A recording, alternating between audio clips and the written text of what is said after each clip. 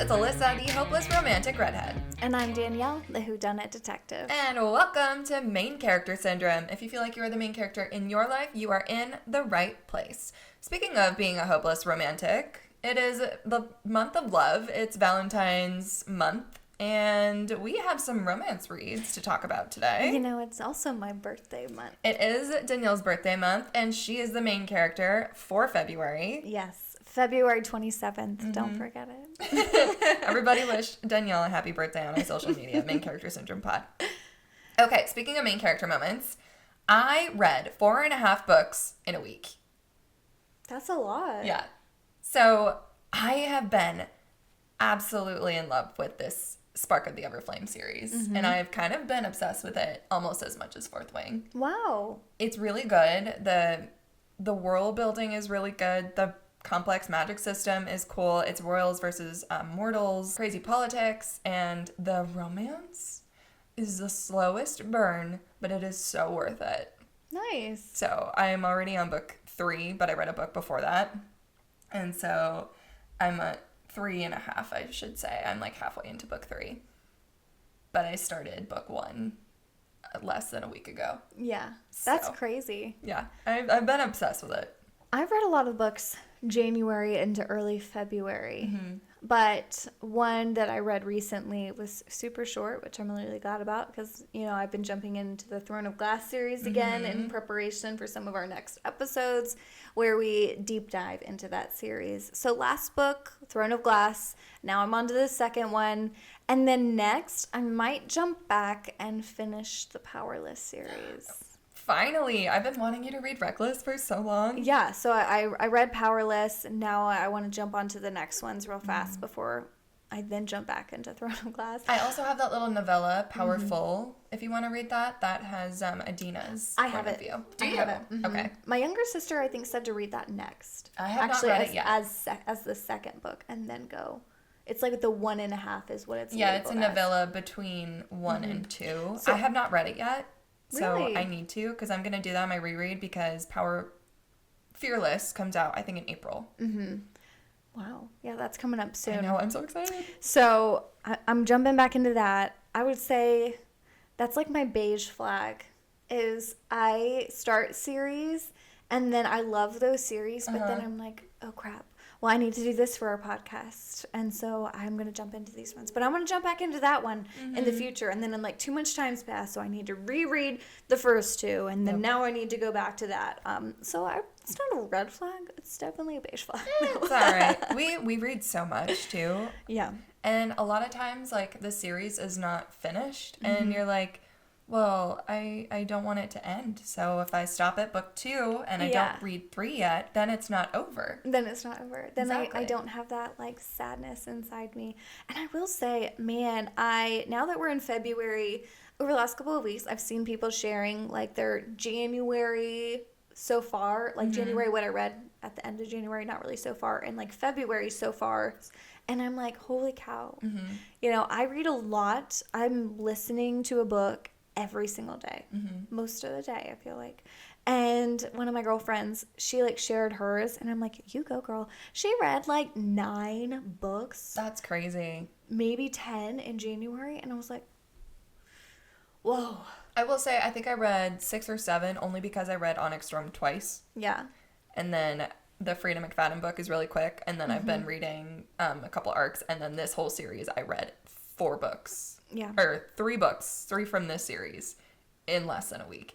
It's just so awesome to like see people and like now be surrounded by so many people who love reading as much as me and like have this like really awesome community. We're no longer the nerds, and it's actually, we are still nerds, but it's cool to be a nerd now. Yeah, but it's cool to read. It's cool to read. So that's been so fun, is like that whole change over the last couple of years. I'm not saying it's like just happened recently. No, I will say book talk. Book talk is what changed the game. It is now really cool to talk about what book you're reading. Yeah. And you have a whole book community, book talk, Bookstagram. It's just so fun to be a part of it. Yeah, so I hope you guys like being a part of our community. We love to be a part of yours as well. Yeah. Also, we're on social media at Main Character Syndrome Pod. If you would like to join our book community, we're almost at 3,000 followers. And we would love to hear everyone's reviews of books, recommendations. Thoughts, feelings, emotions. If you Yes. want to throw a chair, we're with you. Yeah. If you're unwell after Onyx Storm, we're also with you. Yeah, we're there too. And we also have some recommendations for you today while we are in the month of love. Which brings us to today's episode, which is romance reads. And you know, I actually have some. I'm excited to tell you, but of course, I mean, you are like the queen of romance. I'm the hopeless romantic redhead. It's in the name. Yeah, and sometimes romance can make me feel cringy. So I get it. But I have some recommendations for people like me who sometimes get a little bit cringe at all of the romance. Okay, so it's no surprise. My first one, Spark of the Everflame by Penn Cole. So it tells a story of Diem Bellator, a young woman living in a world ruled by the Descended, which the Descended are powerful beings who are the offspring of gods.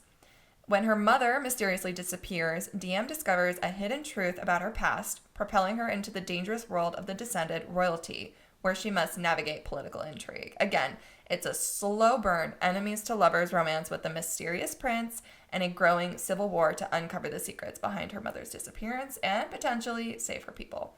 It is a perfect book if you are in a book hangover from Onyx Storm and you're having Xaden withdrawals. It's so good. This super slow burn, but it's so worth it. It has magic, dragon-like creatures, angst, civil war, politics, found family, strong FMC, good banter, and then it's mortals versus magic royals. Okay, It's this is gonna sound like a stupid question. What's FMC? Female main character. Duh. It's okay. It's book talk lingo. Duh. Okay. Have I convinced you to read it yet? No, you have. You have. I'm really getting into the romantasy books. I posted it on my personal my book Instagram, and Penn Cole commented on my book review. Really? And she's like, "Thank you so much." And I'm like, "It's a 5-star read." Yeah. That's awesome. Yeah, I was like, "No, thank you for writing it. Hi. No, that's awesome. I love you." And Rebecca Yaros, she says all the time that she doesn't look at social media or anything about books or her books or kind of. But I see her viewing her stories all the time. But she views her stories. She shared her stories multiple times. She's shared some of our reels. I mean, it could be someone who manages her accounts, but I'm pretty sure it's not. No, I think she does a lot of it. She shares a lot of stuff from her publisher, but I think she manages her own social media. Yeah, maybe it's people who manage being okay, you can look at this, and maybe they're you can look at this, and then send her stuff. But it's so awesome when authors actually interact with your feedback. And that's what's so fun about social media, book talk and bookstagram, because you would never see that if you didn't have social media. Yeah. You wouldn't meet your favorite author on the street and be like, "Hey, I love your book, 5 stars." So it's really cool. Okay, what's your first one? Okay, my first one, it's just one that I read literally in a single day. Ooh, yes. I love that author.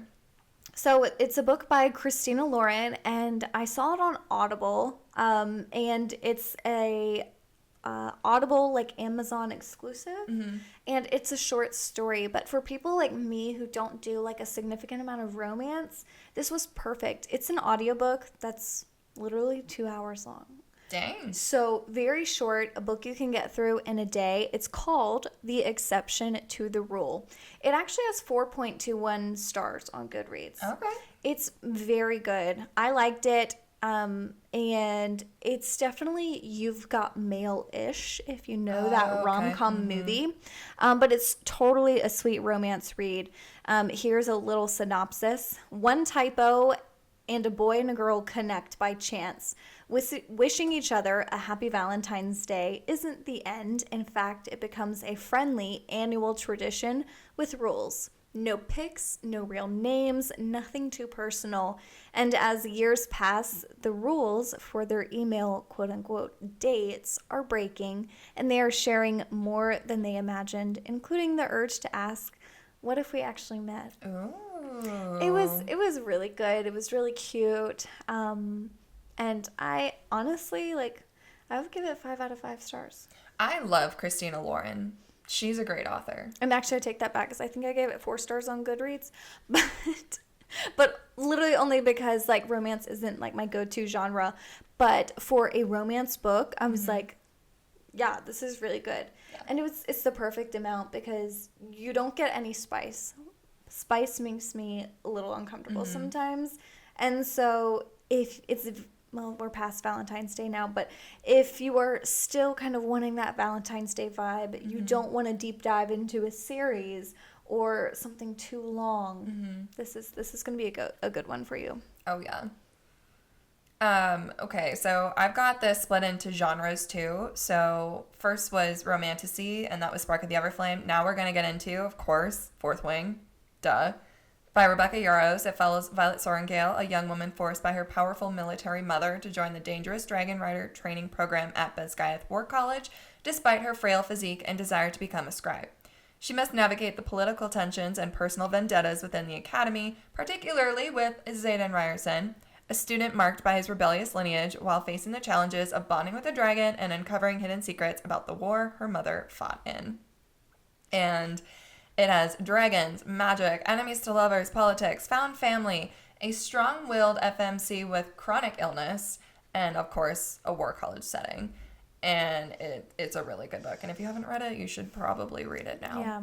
Dragons. You had me at dragons. Yeah, exactly. Dragons. I mean, there's nothing wrong. You can never go wrong with dragons. Yeah. Also, in the romantasy genre, we have Quicksilver by Callie Hart. It has been all over Book Talk. And I will say, the audiobook is fun.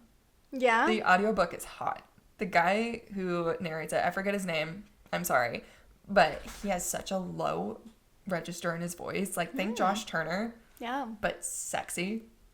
And I mean, Josh Turner is sexy, but like this guy's trying to make his voice sexy for this main character. So Quicksilver is basically about a thief who discovers her hidden powers and gets caught up in a political conflict between the Fae and the humans. It is a dystopian. It has magic, fated mates, politics, Fae, and it's spicy. And those spicy scenes are definitely interesting in that audiobook. Yeah, that sounds really good. My next one is going to be, let's see, I have not read this, so I can't tell you from personal experience. However, it is going to be on my TBR now because of this. It's called Not Another Love Song by Julie Soto. 4.09 stars on Goodreads, and it kind of goes something like this.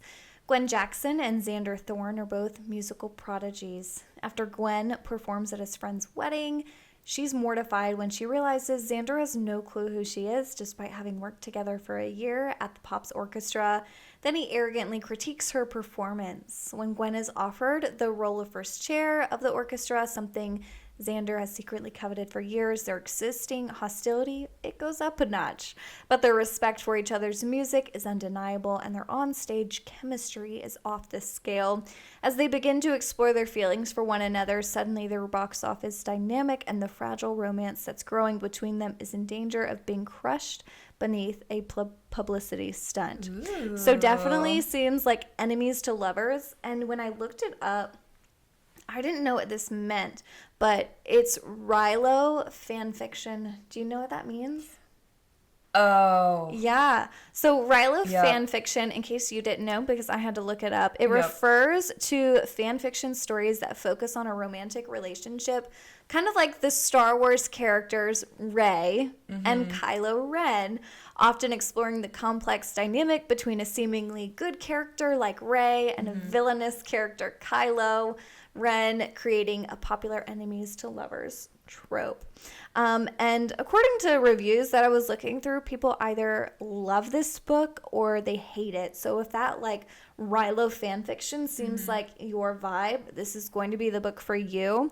And then I found a quote that seems really sweet. Hearing her play the cello part filled in all the gaps inside himself he'd been missing. It's really simple, he said. It's about a cello who fell in love with a violin. Aw. Yeah, That's so sweet. Yeah, I was like, that sounds sweet. Okay.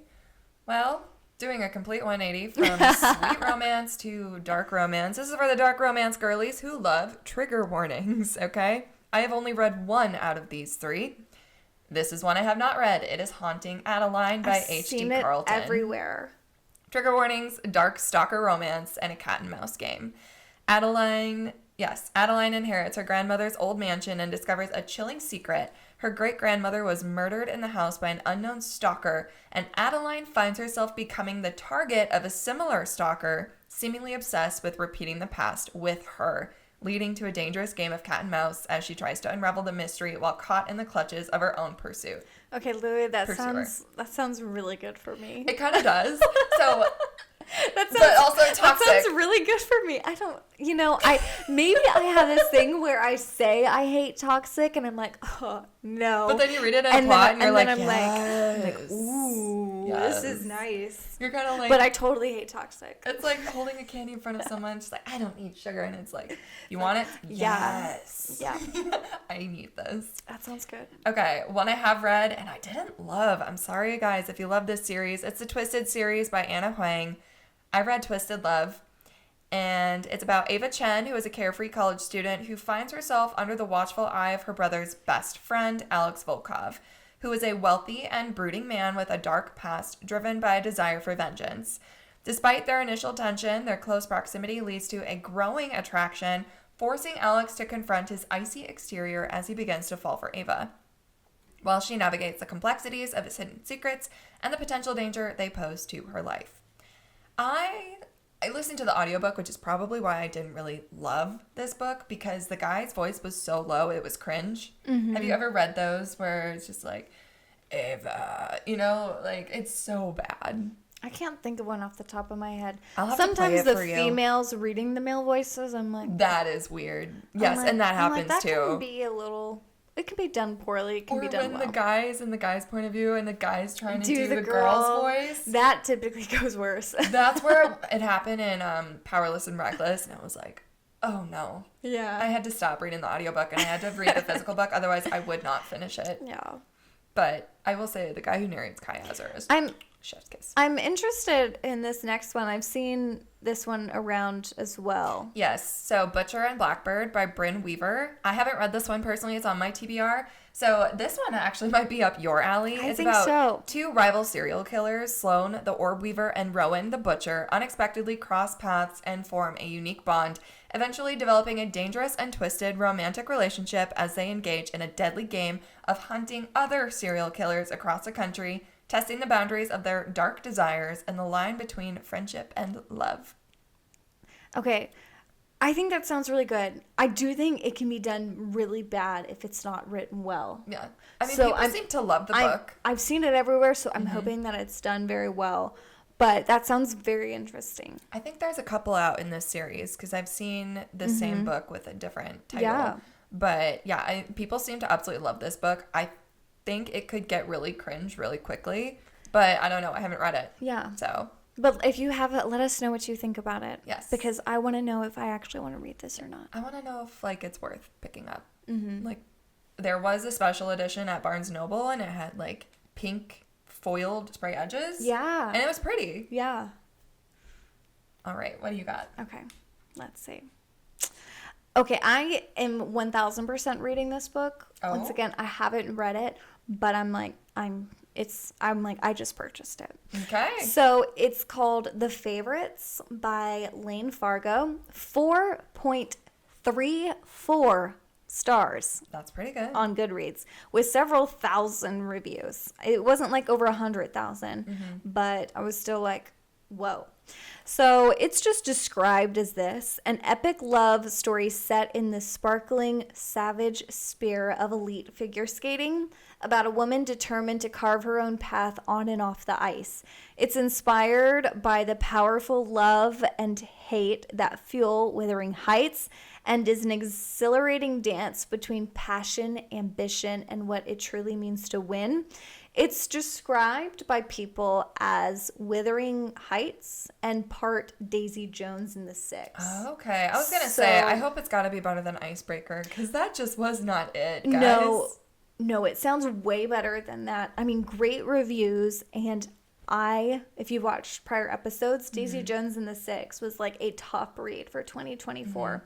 So I'm really excited. I think it's a former figure skater, maybe two former figure skaters or something like that. And it's kind of going through their journey, but looking back. So I'm I'm really excited to read this. I love, like, sports romance, too. Like, when they're in a sport. I will get to one that I have for a recommendation. So I'm going to get into rom-coms and contemporary romance now. So I have read 2 of these. The last one literally just came out on February 4th, so I have not read it yet, but it is on my TBR. So the first one, Cheat Sheet by Sarah Adams. I had so much fun with this one. It's a story of Bree, who is a ballet instructor, secretly in love with her best friend Nathan, a famous football player and billionaire. When she accidentally confesses her feelings to a reporter while drunk, they are forced into a fake dating scheme to manage the public perception, navigating their feelings for each other while pretending to be a couple for a set period of time. It's a dual point of view, and immediately you know that Nathan is in love with Bree, so the reader knows that they both have feelings for each other, but they don't know it. Yeah. And so it's kind of crazy to, like, see them navigate. And it gets, like, almost annoying in the middle, but when they all come together, I mean, it's a really good story. I think, and it's just really funny. Sarah Adams writes a really funny book. There's a sequel to it, The Rule Book, and that's also really good. It has some of the characters from the cheat sheet, but it also goes off on, like, another romance with the side characters as well. It's, like, one of those series. Not your favorite author, but I really, really like this book. Funny Story by Emily Henry. I read that this summer, and I cackled at a lot of it because the scenario is just so insane. It follows Daphne and Miles, who are in a less than ideal situation because it is kind of a funny story. Daphne's fiance, Peter, left her weeks before their wedding for his best friend, who he swore was nothing more than a friend. We've all heard that. That friend is none other than Miles' girlfriend, Petra. And so it's like Peter and Petra. Yikes. But a lot of funny moments, and there's a lot to unpack for poor Daphne. I don't like Emily Henry's writing. It's not for me, but so many people love her. And like one of my other girlfriends, Shelby, who you got to meet last summer, love her to death. You and her bonded over both of you guys like Emily Henry. I was like, Shelby, you like Emily Henry? Well, you should meet Alyssa. She also likes Emily Henry. I actually got to talk to Emily Henry about her book Happy Place, and just to kind of see like what inspired her to write that book. And it was because her book Happy Place is based on her actual happy place in Maine, like the coast of Maine. And it was really kind of fun to like get into an author's head and see like why they wrote a book. It was a beautiful, happy place. I did not finish that book. That's okay. Again, to each their own. Like, some books are for others and some are not. I've been seeing it on my Goodreads because it's been there on, like, currently reading since last summer. And I'm like, I don't know. Do I finish it? How do I somehow remove this? When did you stop reading it? Like, middle? Honestly, I think I'm kind of close to the end. Oh, okay. I get that. I think I was just like, well, I mean, they're going to end up together. This just seems silly. Okay, I'm going to say something that's kind of controversial. So, Alex Astor's new romantic comedy book that's coming out, she's the author of Lightlark. Summer in the City. It's a rom-com romance book based in New York City. It had such potential, and then, like, towards the middle of the book, it's one of those where the female main character, like, has a grudge against this guy that she met, like, 2 years before, and then comes back into her life, and she's like, God, I hate you. She's just a brat the entire time. She does not get better until, like, abruptly, like, almost towards the end, where it's like, WTF just happened. Yeah. It was not my favorite book. It had so much potential, like, the first half. Like, I could not put it down. And then we just never got better. So if you're looking at Summer in the City, please let me know your thoughts, feelings, and emotions, because I did not have fun with that one. This one, it just came out on the 4th of February. It's called Deep End by Ali Hazelwood. Ali Hazelwood has been very well known on Book Talk. Bride was one of her books that I read, and it was a werewolf romance, and I don't really like werewolf romances, so that's probably why. But yeah, she's a good author to check out. This one is brand new. It is a swimming romance, so it's a steamy college romance about Scarlett, a competitive diver recovering from an injury, and Lucas, an Olympic-level swimmer, and they engage in a forbidden, physically intense relationship as they navigate the pressures of their sport and personal struggles, with the added spice of their initial casual arrangement becoming increasingly emotionally complicated as their connection deepens, as it normally does in a romance book. So it's a swimming romance with characters, witty characters. It's relatable. It's got a slow burn and a lot of spice because it's Allie Hazelwood. I don't like Allie Hazelwood's writing either. Mm-hmm. It's not for me. But this does sound good. I bet you didn't know. I used to be a diver. Really? Yep. I was a swimmer for most of my life. Mm-hmm. And then I really started to hate swimming. And I was like, I had dabbled in diving a little bit when I was younger. And then I joined my high school dive team and I got a bit more into it. I mean, I wasn't fantastic. Yeah. Don't get me wrong. But I did dive for a while and I could do some cool stuff. Nice. Yeah, I mean, Allie Hazelwood is kind of like, we'll talk about some honorable mentions too. Authors like Tessa Bailey, Allie Hazelwood. I mean, kind of smut writers, but also romance comedy, contemporary kind of writers too. Definitely smut. Honestly, I didn't have this on my list, but I should add more Taylor Jenkins Reid. Oh, of course. To some of these. Taylor Jenkins Reid makes you feel so many emotions, though, and, like, when it's Valentine's, I don't want to, like, cry. But sometimes you do. Sometimes you want to be like, oh, I'm so sad I'm alone. Then if we go there, One True Loves is top tier. Yeah, I haven't read that one yet. You gotta. Yeah, I have all of these wonderful books. I mean, I don't have all of her books up there. I don't think I have One True Loves up there. If you're listening to this podcast, we are looking at her bookshelf, and she's just got, like, 3 books of Taylor Jenkins. And these are only like books that I was like, I need these as trophies. Oh, you've got 5. Yeah. 5 TJR. I do really like Taylor Jenkins Reid. Mm-hmm. She's a great writer. Yeah, I love her writing style.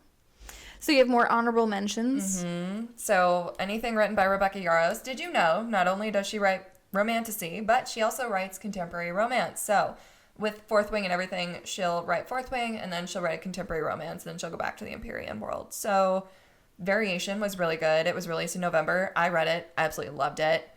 The Last Letter and In the Likely Event are also really popular books from her. I have heard that you will be emotionally destroyed. So if you want to cry, pick it up. Yeah. Unlikely Story by Allie Rosen, Just for the Summer. Sorry to interrupt you. So since you read Variation, I haven't read that one yet. Will that one make you cry? No. Okay, I don't think so. Good, because I don't really want to cry. I don't want like a John Green. Am I getting that right? Or what's Yes, I think so. Yeah.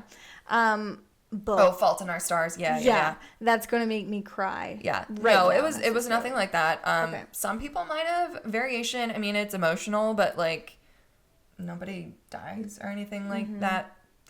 I don't know if that's a spoiler or not. Nobody's really sick in that book. But it's basically about a ballet dancer who has to go home to her like childhood vacation home to like recover, and the guy is like a coastal rescue guard, and it's hot. Okay. They do something on the bar. I'm just saying. Rebecca Yarros, as she said, she can write a sex scene. I think she's a bit kinky. I'm just gonna say The Armchair in Onyx Storm.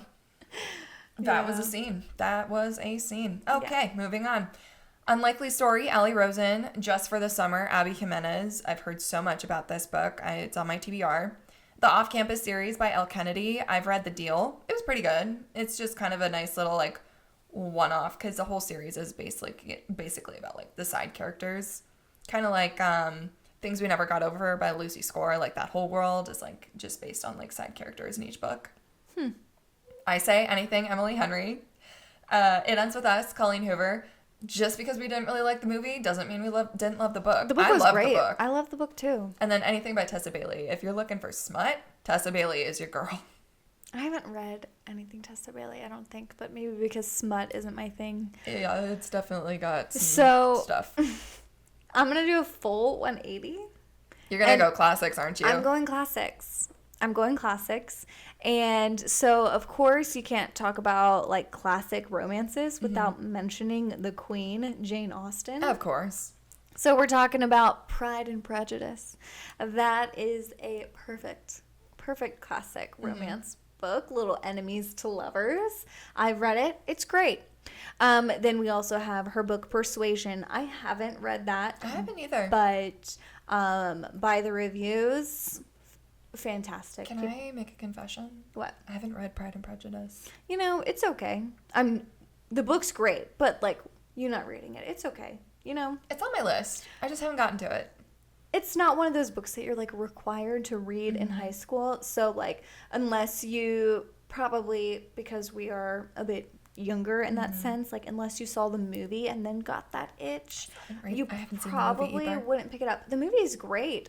There's, like, a bunch of different types of There's ones. a couple that I haven't watched or read. There's one with Keira. I watched the one with Keira Knightley, and that's where I was like, oh, I want to watch it. But I think a lot of people don't like that one, maybe. No, I see a lot of screen grabs on, like, reels and stuff. And I'm like, oh my god, this looks so good. And it's Pride and Prejudice. It's very good. So the book was great. I watched the movie, made me want to read the book, read the book. Fantastic. You have Mr. Darcy, and he's a book boyfriend. I've heard.